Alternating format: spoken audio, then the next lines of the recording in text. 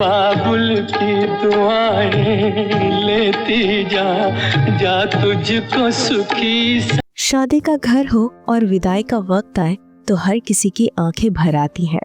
इस पल को शब्दों में बांधना मुश्किल है और यही वजह है कि हिंदी सिनेमा ने इस दर्द और मोहब्बत को गीतों में उतारा।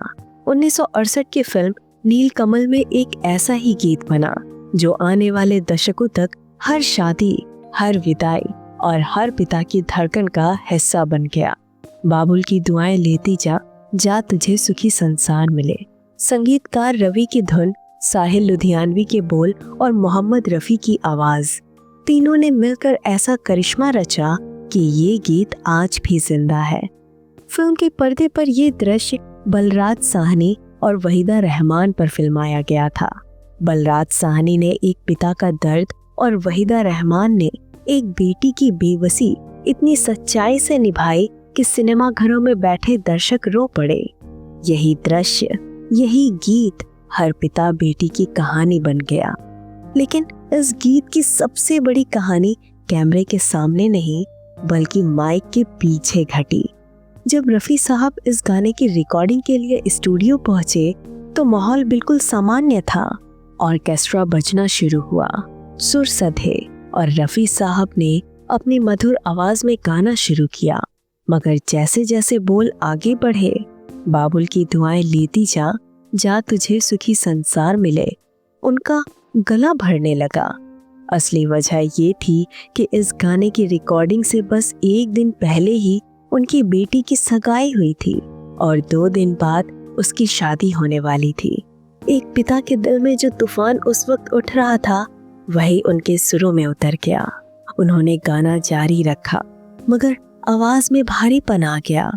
आखिरी अंतरे तक पहुंचते पहुंचते उनके आंखों से आंसू छलक पड़े। पूरा स्टूडियो सन्नाटे में डूब गया। बाबुल की दुआएं लेती जा तुझको सुखी। लोगों ने उस दिन देखा कि जिसे हम सुरों का बादशाह कहते हैं वो भी इंसान ही है। एक पिता जिसकी बेटी ससुराल जाने वाली है, वही जज्बात रफी साहब के कंठ से फूट पड़े। यही वजह है कि अगर आप इस गाने को ध्यान से सुने तो आखिरी हिस्से में आपको उनकी आवाज में हल्का सा कंपन महसूस होगा, जैसे कोई अपने आंसू रोकते हुए गा रहा हो। फिल्म नीलकमल उस साल ब्लॉकबस्टर साबित हुई। 8 फिल्म फेयर नॉमिनेशन मिले, जिसमें बेस्ट एक्ट्रेस के लिए Waheeda Rehman, best supporting actor Rajkumar, best supporting actress Shashikala और बेस्ट कॉमेडियन महमूद शामिल थे। खुद मोहम्मद रफी को भी इस गीत के लिए बेस्ट मेल प्लेबैक सिंगर का नॉमिनेशन मिला। लेकिन ये सुनकर हैरानी होती है कि इतना दिल छू लेने वाला गीत होने के बावजूद ये अवार्ड उन्हें नहीं मिला। ये सच है कि रफी साहब को इस गाने के लिए सिर्फ नामांकन तक सीमित रहना पड़ा, लेकिन उनके गाए इस गीत ने वो मुकाम हासिल किया जो शायद किसी अवार्ड से कई ऊपर है, क्योंकि ये गाना आज भी हर बेटी की विदाई में गूंजता है, हर पिता की आंखें नम करता है और हर परिवार की यादों का हिस्सा बना हुआ है।